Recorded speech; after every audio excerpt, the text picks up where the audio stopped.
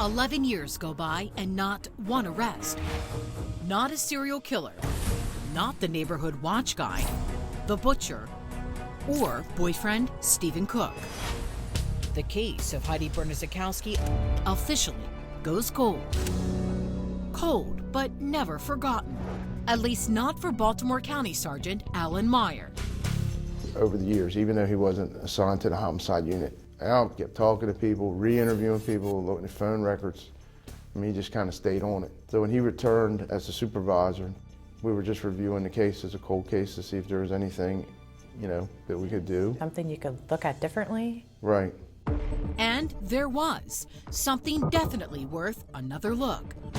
Heidi's fingernails. So you had DNA early on. The results come back, and what does it say? It's a male. It was a mixture.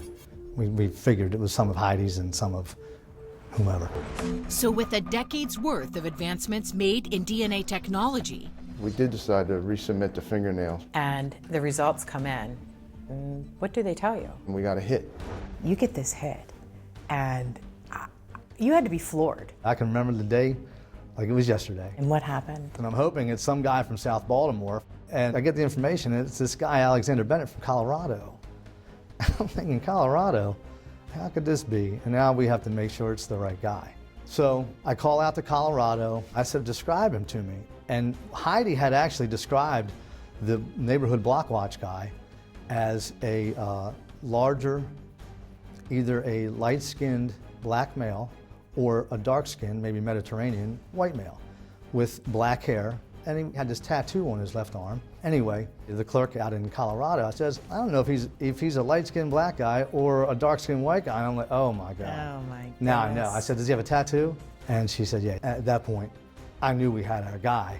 The question is, how do we put Alexander Bennett in Baltimore 11 years ago? Sergeant Meyer has an idea. He searches the internal Maryland State Police database, which shows when someone has been stopped by police.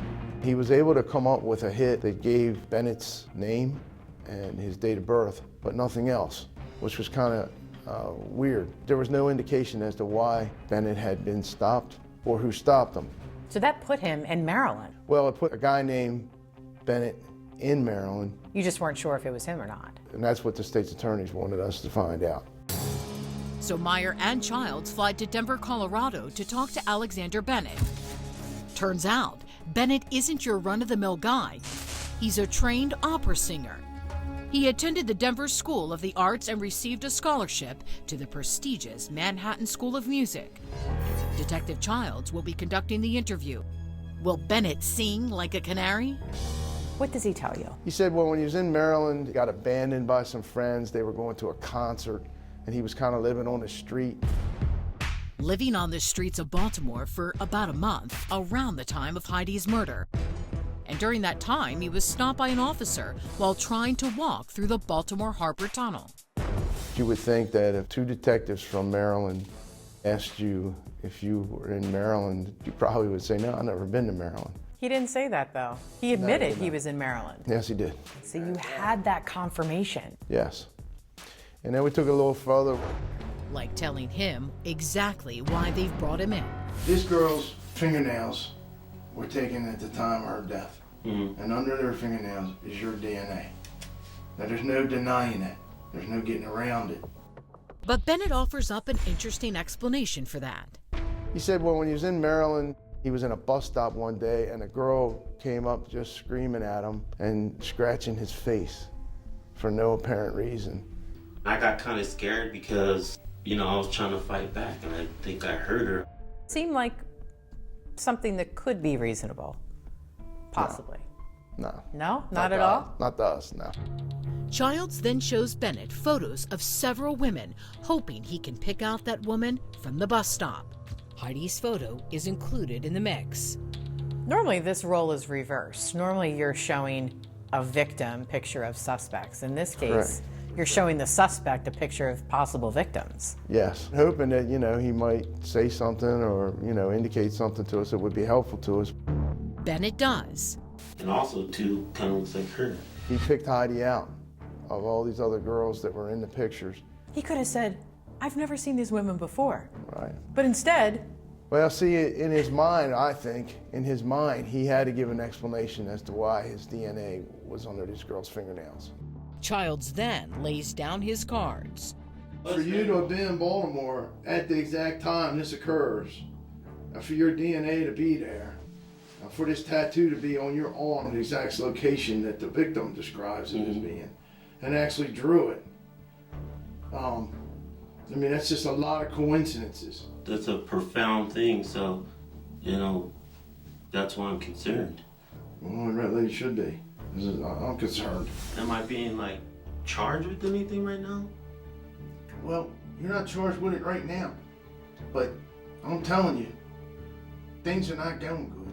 That's fine. I've given you all the explanations, I've told you everything, and, you know, like I said, if we're done here, I mean, I have a lot of stuff to do today. There isn't enough to charge Alex Bennett just yet, but before he leaves, Bennett offers up a character witness. Bennett indicates that his friend, Grant Lewis, could verify that he wouldn't have done this thing. Grant Lewis, a longtime friend and associate of Alex Bennett's.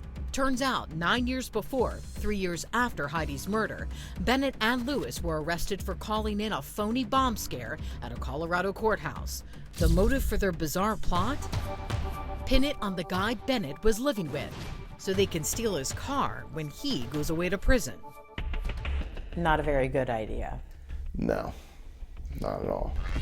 With that, Childs and Meyer are anxious to talk to Grant Lewis. As luck would have it, he had an open warrant on him for some petty offense, but it was enough to at least get him in. But in the interview, Lewis is hard to pin down. He's playing a mad game of cat and mouse. Detective Childs is having none of it. Nothing was satisfying Gary. No, he wanted to keep going, and he did. And he pressed on until finally Grant Lewis said that, yeah, he does recall Alex going to Baltimore.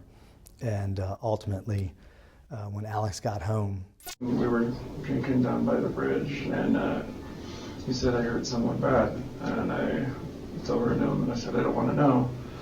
And he said, I think someone's dead. And then he said, I knifed someone. With that revelation from Grant Lewis, his friend Alex Bennett is eventually arrested for Heidi Bernadzikowski's murder and extradited to Baltimore. Were you surprised by that? Yes, like what's in Colorado? Heidi never been there as far as I know. And then eventually that turned into somebody being arrested and charged.